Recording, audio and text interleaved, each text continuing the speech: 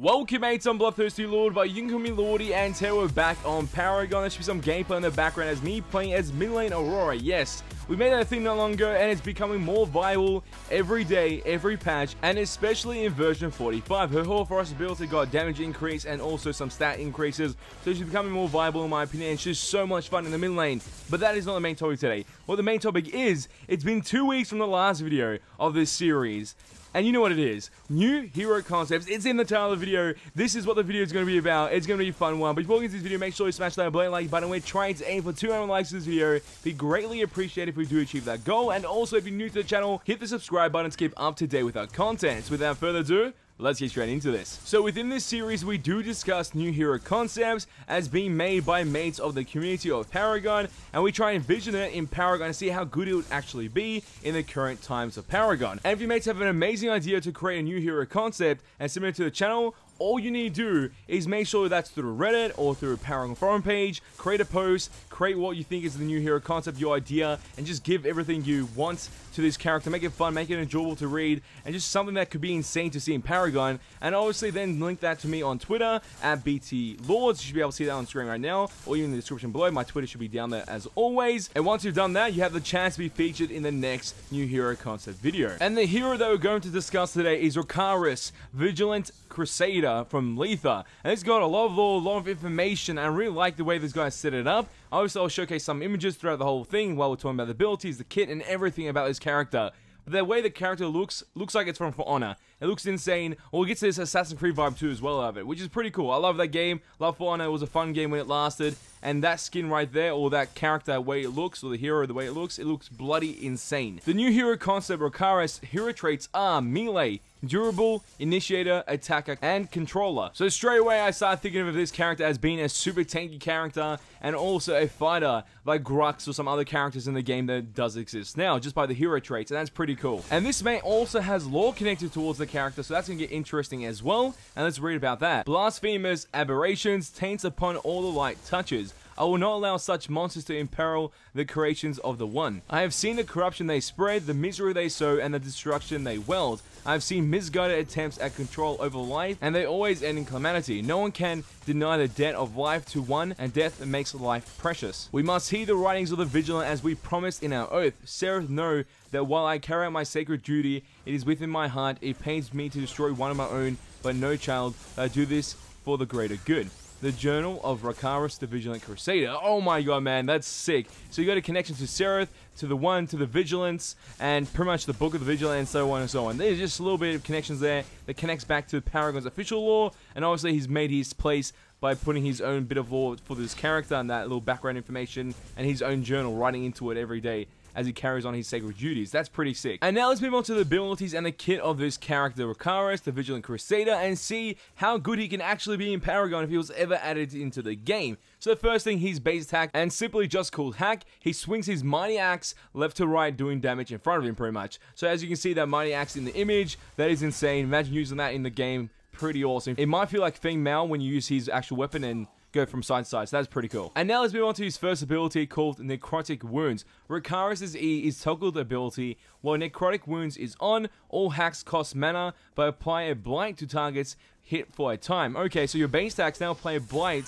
when you do have this toggle ability on. So that's pretty cool. Blight mechanics usually on cards. You haven't really seen it on characters or in their kits. So be able to utilize something that usually you'll get a card for in a kit is pretty sick. But this will be the first of its kind using its blight mechanic in order to use that against his opponents. And now let's move on to his second ability, and that is called Sanguine Crescent. Rokaris' RMB is a quick cast ability that can be held in. While held in, Rokaris moves forward at increased speed and ignores one CC effect. Upon release, Rokaris swings his axe in a large arc. All targets hit have necrotic wounds applied and take ability damage. Any target already suffering from necrotic wounds takes a small amount of true damage, and necrotic wounds is refreshed. Okay, this is interesting because now you start to see the synergy and how this ability really starts to synergize with or nearly everything in the guy's kit. Base attacks is a main form of his damage output, it seems like, followed up by all these interesting mechanics just leeching on top of that. And Rakaris can also use this ability to initiate in fights at the very start, so it's really fun and energetic because you can get that increased speed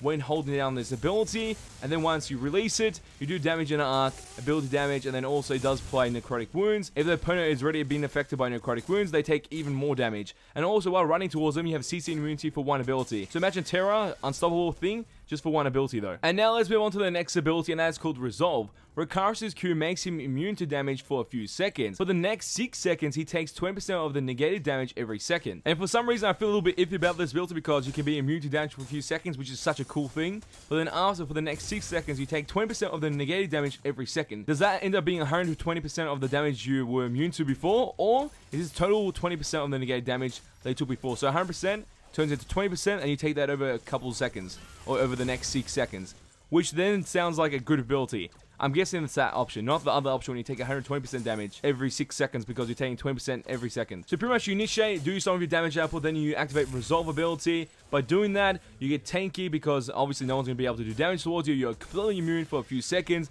Then after, you take 20% of that immune damage towards yourself and then inflict that every 6 seconds. So pretty much over the duration of that damage output is going on you for 6 seconds. And now let's move on to the ultimate, Divine Retribution. Rakaris' R is a passive.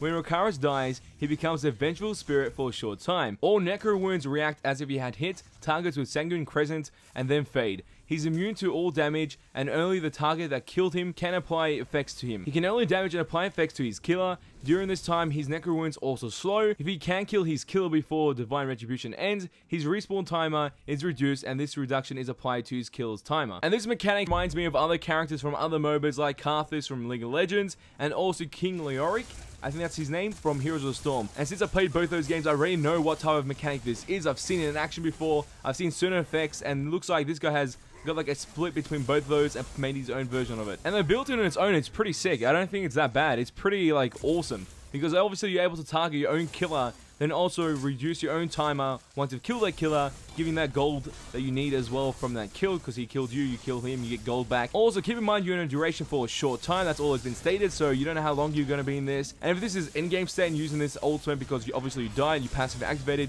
you have to chase your killer, that's maybe a Revenant, and then you kill that character, your reduction time from being like 70 seconds maybe can drop to 20 seconds, but that also does get applied to the Revenant that you did kill, so you're going to expect him to be up in 20 seconds as well. Some of the recommended cards that has been enlisted in this actual image are Sacred Alchemy, Swift Hunter, and also Unbroken Spirit. Imagine that combination with this character. Seems pretty good. You get shields, you get movement speed increase after you kill a unit, and also you do get hit by hard CC, you're regenerating your health back per second. So I think that's a really good endgame build. So you're about to teamfight, you need to know your combo, and this is what you do. Activate Sanguine Crescent, hold it in so you make sure you get that increased movement speed when moving towards the enemies, and also ignore 1 CC effect, so you're pretty much immune to 1 CC. So that's a pretty good way to initiate, followed by the large arc of damage it will do towards the enemies. If you already applied necrotic wounds, you'll get that damage bonus of true damage towards them. If not, you can apply that right after Sanguine Crescent. So activate necrotic wounds, do some damage with your base tax, because every time you proc it, it's going to actually help you out because you're applying blight towards the enemies, and using your base tax is obviously a very important part of this guy's damage output. Followed up by also using Resolve. Whenever you see the enemy team about to do enough crazy damage towards you, activate Resolve so you're able to be immune for a couple of seconds. Then you take 20% of that damage after 6 seconds after that. So it's not that bad. Obviously, it's going to be really good. You're still going to be there, still fighting, still be a tank, still being that fighter. And since we don't really know cooldown times on these abilities, pretty much what you want to do is rinse and repeat the combo and keep doing it until you've obviously destroyed the enemies. If you have it and they end up destroying you, then you enter your second state of being the Divine Retribution state. And the first thing you want to do, since your passive has activated on your ultimate, making you in this form of Divine Retribution, is use your necrotic wounds as much as possible. Make sure you proc that and just use that ability non-stop, because if you can, you apply slows and also do true damage from Sanguine Crescent towards those enemies. It's really good and it's something you can really do well. And if the target that tried to kill you was already low in HP, by using this ability of applying slows on that target so they can't really run away, you can chase them down for that short time period that you have in this form of being a vengeful spirit, and do as much damage as you can to kill the target, and since your spawn time is reduced, the enemy spawn timer will also be reduced as well at the same time. So overall, this character does shine quite a bit because of the new mechanics and how he's utilizing mechanics from cards that we don't see much on heroes. He's using it to his advantage. Really fun hero in my opinion. But mates, as always, tell me your opinions and thoughts in the comment section down below. What do you think about this hero, the abilities and the lore and everything about it? Do you like it? Did you hate it? Tell me in the comment section down below. And also, if you want to read about this new hero concept for yourself, there'll be a link to the Reddit post in the description below. Make sure to check that out. So mates, if you did enjoy this video, show your support, smash that like button. We're aiming for 200 likes on this video. And if you mates want to see more Paragon Gaming content and gaming content in general on my channel, all you have to do is share with your friends and hit the subscribe button to become a mate today. And that is all for this video. Oh, time to go, but don't you worry. Back very soon. Think that's boys, because you ain't seen nothing yet. Mates, it's super hot here and we're still doing double uploads. That's insane.